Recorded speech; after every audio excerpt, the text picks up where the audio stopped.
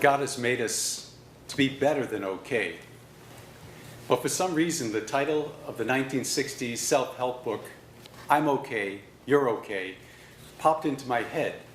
But in this case, as the antithesis of Jesus' warning to the scribes and the Pharisees in today's gospel. But in an age when we're told to think positively about ourselves, many still wrestle with low confidence and even depression.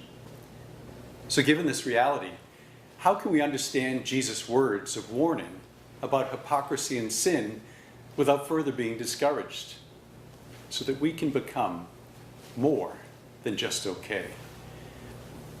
I think first of all, we can recognize the real battle that exists between good and evil in our world, but not just in our world, in our own persons.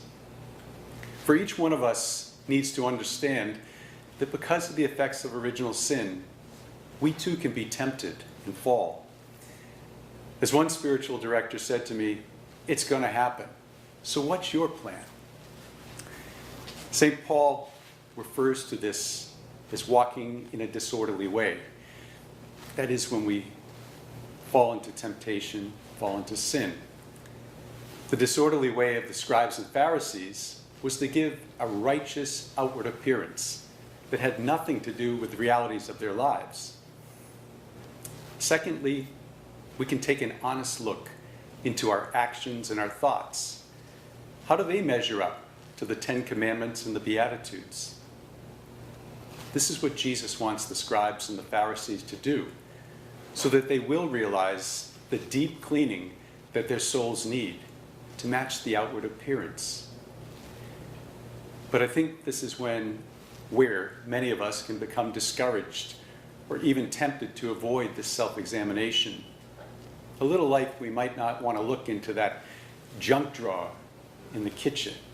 You know that junk drawer, the one that we toss everything in, but we never want to sort through? Jesus also reminds the scribes and Pharisees that he knows what's in our minds and in our hearts. And this is where it all begins. To walk with Jesus each day, we need to work to have holy minds and holy hearts. That starts with praying each morning to do the will of God throughout the day. Not just when people are watching, but even when no one can see us but God. The more we pray, especially in the frustrating or discouraging moments, the better. Even if all we've got is, you've got to help me, God, that'll work. Because when we do, we acknowledge our need and our faith that God truly is with us. That's what the scribes and the Pharisees had lost, and what they tried to make up with a false exterior. My brothers and sisters, may we heed Jesus' warning and grow to love him more by the realization of how much we need him each and every day. And may God bless you and your families this holy day, remembering that he's got so much more in store for us, so much more than just okay.